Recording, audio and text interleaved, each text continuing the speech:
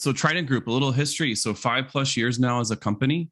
And so I used to call us a boutique security firm, but really we're now a premier cybersecurity provider when you break it down to what we focus on with our customers. And the most critical piece is understanding the business. What is it that the business does? And I think that's what separates us. Oftentimes, as security people, I'll talk about it probably a couple of times today, but we tend to want to go down and just lock everything down and say, now we're safe and secure, but the business isn't operating. We're there to help the business understand risk, reduce that risk, and make them profitable. And cybersecurity really is an advantage from a business standpoint as well. So just a little bit about me. So I've been at Triden Group as a CISO for a couple of years now. We co-host a podcast that we run. So our principal security resident hacker and his team, myself, and our CTO and co-founder go through and do a podcast. We've bumped it up from every other week to every week now. So it's something cool. I got a link at the end to talk about it a little more. 20+ years being in IT and cybersecurity. So I think that really helps me have a grounding. I've been there in those shoes before I flipped over to the vendor side. I was a director of IT, been an IT manager, the help desk, sysadmin. I've been in those roles. So I really understand like actually where the holes are in the environment and things that you do to maybe make your job easier that the attackers can go after. Also a teaching assistant at Georgia Institute of Technology, where I'm wrapping up my master's degree in cybersecurity this semester. So it was always a childhood dream, kind of fun to go back and do as an adult, if you will. And then I have two awesome elementary school age boys that are always keeping me on the toes. One of them's a super techie, and the other one's more of a fun-loving kid that wants to go outside and do cool things, which is awesome. And then I love to travel in my spare time. So I can't wait to get back to doing these type of events back in person. And then you can connect with me on LinkedIn. Now, this is controversial, this little QR code. The FBI just came out and said, stop using these type of things, right? We see them at restaurants nowadays. I'm old school. I always ask for the menu myself. But hey, I put it up there out of convenience. It will redirect back to my LinkedIn. It's not some funny page that pops up that says you've been pawned. All right, so today's topics. So we want to dive a little bit into Log4j and why it was so critical and the impacts that it has to a business. And then talk a little bit about Triden Group's pen testing as a service and how that could tie in to help with these future vulnerabilities that are coming out. And there's some late breaking news since the slides were created, where President Biden just signed a directive with the NSA, and CISA's released some more guidance towards Ukraine. And I'll dive into that a little bit as well. So what is Log4j, right? So the biggest answer there is that it's a logging library. It's used in many business applications to help track events and errors in those applications. And business leaders need to understand that it is a useful tool. It's not something that you want to just go turn off per se, because it helps with troubleshooting any problems that are within an environment or an application, tracking down errors in applications so that can help reduce the mean time to resolution. You probably hear about MTTR a lot. And it can be useful in understanding how an application is performing over time. So those are important features, and why Log4j really came out in the first place was to help with those type of things. So let's look at the vulnerability of Log4j. So it's a Java application, and CISA with the Joint Cyber Defense Collaborative came back with a wide spread announcement with this active exploitation that was going on, and they really got the notice out there. You probably saw it in the media. It was in the local news, and everybody was talking about that. And that's because the CVSS score was a 10.0 in this case. And that's the highest that you can have. And we don't have a ton of those. There's a lot of 9s, but a 10.0 is fairly rare that we pop out for. But it was also known as Log4 shell. So you heard many different names that it was called or used by. And the impacted versions were from the 2.0 beta 9 to 2.14.1. And so ultimately, Log4j uses the Jndi API to obtain naming and directory information from different available service providers. So that could be LDAP, which is a lightweight directory protocol. It could be an RMI, a remote method invocation, in a domain name service or DNS. And so the vulnerability takes advantage of Log4j not checking LDAP and Jndi requests and essentially allowing the attacker to insert code and execute it on a server and essentially create like a command and control type of environment for them. And that's another reason that this became very critical, is once the code's dropped in, you're able to access the server later on, even if you close that vulnerability. So another thing to point out with Log4j is because it is a library, a lot of the initial scanning tools that came out were looking for the specific name, but you can wrap this type of tool into a different Java application and not actually see that vulnerable file. So all of those scans that were coming out on GitHub, a lot of people were sharing links and stuff like that on Twitter and LinkedIn. Go run this tool, download my tool. There's a lot of competition going on with that. But ultimately, if you rename that file for that dependent library, you weren't going to find that in a specific scan. So there's additional ways to go and check for that. So why was it a 10.0? Well, the biggest one is that it's a 0-day vulnerability. So that means nobody knows about it yet. It's an open hole. And so anything that was on the outside or external was highly vulnerable. And then secondarily, your stuff on the inside the network that might be behind a firewall that's not publicly facing would be kind of your next level to go dial in. And we advise customers to go in and deal with the external threats first, because there are mitigating things that can go into place. And then inside the network, start to work on patching those because of that, because you can still get attacked, right? Somebody could drop a USB key. They could send the malware in the email, different things that we've heard about today that people could drop into and still get onto your local network and execute. So you don't want to leave that open. So an RCE is remote code execution. And that's essentially where a cyber attacker, when they exploit that, they're able to take over a server and run any software that they want, including software that can completely take over a system. And then from there, they're able to pivot across a network and do more damage across everything. Having direct access into LDAP, the lightweight directly access protocol, allows access to services that are stored there, including users, passwords, and computer accounts. And so passwords is very critical if you back up into the things that are stored in there. And if you can get those hashes, you could probably decrypt them. So it's very critical to know if you had this type of attack, because you might have to go in and change passwords across an environment. And then Jndi is the Java naming directory interface. And it's the API directory lookup that lets the Java software client discover and look up data and resources via a name. So that's a name lookup. And so you were able to insert the code through that particular lookup. And so the 10.0s are fairly rare. You can see here where an agent was sent, a get agent was sent into the vulnerable server. And then at that point, they were able to execute their payload to the attacker server. And now they have established their payload onto the vulnerable server. And then they have access to continue to do their attack and dive deeper within your environment. And that's another thing that made it difficult to track down. Like I was talking earlier, when you rewrap a file and not knowing. So it was critical to actually get in there and do example like telnet test and see, does it respond back to this Jndi LDAP request or not? And if it doesn't respond, then you're probably in the clear, right? So how to find it, this whole needle in a haystack type of methodology. So one of the challenges that I know we ran into and that I've heard repeatedly is that customers don't always have an up-to-date CMDB. So that's a configuration management database. Not having those type of databases is hard to track down. Was I vulnerable? Did I have that version? Did I have an older version? I know in this case, a lot of people are talking about, well, I've got 1.x. Well, you don't have a patching protocol and process in place. So that could be an issue as well.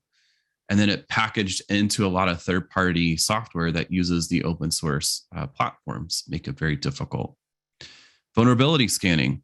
So while not every single Log4j library his name was changed, but it can still be helpful to do the vulnerability scanning, but take it to the next level and have it actually connect and try to exploit and see if you're able to attack to get the full picture of what's going on. That's very important to the finding phase of this. Many of the vulnerability software packages out there have plugins developed now that'll go in and do that for you for Log4j. And then third party. So we had a massive list that CISA published on GitHub, tons of emails sent out. I know I've received probably 50 different emails from different vendors, whether they were vulnerable or not. So getting the word and communicating. And even vendors 2 or 3 weeks later found that they were vulnerable and they ended up sending out those updates. So just because you checked it off the list that says it was okay, doesn't mean that it really was. So you have to keep an eye open on that and keep up to date on those blocks. Like make it part of your routine that you check every day. And CISA was instrumental in that, in the communication and the mitigation controls and factors and things that you could put out there. And that's the cybersecurity infrastructure security agent that the US government has that kind of helps pull together all the different agencies. You have the FBI, the NSA, all these different firms within the government, and CISA really helps pull that together under the Department of Homeland Security. And they were hosting blogs that they were keeping up to date on mitigation factors, different things. And this was being exploited. That's one of the reasons that this brought this up so fast, is that sample code was put out there for us to watch and monitor and see that it was actually being exploited. And then status calls. They hosted status calls to get information out to everybody out in the community. So those are all ways that we can dive in to help find it. So how do we fix it, right? Well, patch it. And there are 4 different patches released. So you can see here the 2.15 all the way up to 2.17.1. So another reason is to help stay on top of this, watch what's going on in the environment. And then mitigation, it's only temporary. So a WAF is a web application firewall. And those are tend to be put in front of applications. It's like a step higher than just a firewall on its own. It's actually looking for signatures and anomalies, repetitive attacks, dictionary attacks, things like that, that a WAF is often watching for overall. But the key there is that sometimes there's WAF bypass methodologies that they can utilize. So it's only a temporary solution. It goes back to the fact that you should be patching. If you have good detection and response, we've heard a lot about the NIST model today, but that's key, is being able to detect and respond in the event that you were breached. So because there was a period of time that the 0-day was out there, we don't know if it was going on even further. If you can think back to last year with the Exchange attack, it came out that it was X date that this was started, and you start digging back in the logs, and it was several months before that, before it was ever released that was going on. Or you could look at SolarWinds as well as another example of something where they thought it was X date, but come to find out it had been in the code stream even longer. So having good detection and response capabilities on your environment is key to any future 0 days, including the Log4j. And then having a SIM. So being able to correlate and watch for those anomalies in your environment. So in this case, if you patch Log4j, the attacker could have already put their payload down on your environment. So being able to watch for things that are anomalies in your environment are critical. So Triden Group to the rescue. So we have a proprietary TG Secure Pro offering that we offer, and it's a subscription-based service. So instead of coming and paying one large fee up front to get a one-time pen test or security assessment, we break it up into quarterly deliverable options, which means you don't have to pay all that cash up front. You break it up into the quarterly payments. And with that, it helps provide a continuous security management of your environment. Things are always changing inside your environment, whether you're migrating to the cloud or you're deploying new applications or new updates come out or Log4j vulnerabilities pop up. You need flexibility in any type of security as an assessment type of program or security as a service that you sign up for has. And so that helps too with our tailored testing strategies to be able to dial in and say, let's start with the external side of your environment, see if there's any vulnerabilities, and now we'll move inside your environment. So we're able to pivot on a dime with that. So at a high level, we have a lot of your traditional security assessments and pen tests. available. So your network is what you think of as your traditional internal, external network assessment and pen test. Wireless assessments, looking to see if there's ways to pivot across your network. Oftentimes you'll have 3 or 4 different wireless networks, whether it's like bring your own device for your employees, guest networks, and corporate networks. And there's a really separation between those networks. We help our customers determine that. Web application and API, this can dial right back into the Log4j example of being able to look for any web applications that are publicly facing and what are those vulnerabilities that might exist through doing pen test. And then the vulnerability piece of it. So not just scanning, but also trying to exploit some of the code that's out there is very critical. So that Log4j example, like launching a telnet session to it, being able to connect, get that header. Can I actually push that payload into the environment? Mobile devices. Everybody has mobile devices nowadays, even in this world of COVID that we live in. People are still mobile. They have those devices and they put their company data on there. And oftentimes there's the BYOD policies. So do you have a minimum of encryption, PIN codes, and things like that? Is the data being backed up to somebody's iCloud or Google Drive? And is that within company policy if you have PII or PHI? So thinking about those type of things and having those environments assessed. And then cloud configuration, right? Cloud's a great, powerful tool, but also we hear all the time, all these different misconfigurations that occur where data exposed and was leaked out. So we help customers take a look at that and ensure that you have good policy, practice, and procedure in place. I can't tell you how many times I've walked into environments and found that, sure, all the users had multi-factor authentication, but the administrators chose not to enable it because they thought, oh, I don't need that. We want to help identify those things and close those holes down. And then physical assessments. People still have data centers. There's still network closets. Even if you work from home, there's things in the physical environment. Is the door closing? Is the lock still working? If people aren't going to the office, those things aren't known. And then are USB drives wide open? If nobody's there in the office watching, or say maybe there's now reduced staffing in the office, there's not as much eyes on the front desk area and things like that where people could go and drop a USB drive. So we want to keep an eye on those type of things. Make sure that the lock's working on the data center, if you will. Network connections not wide open.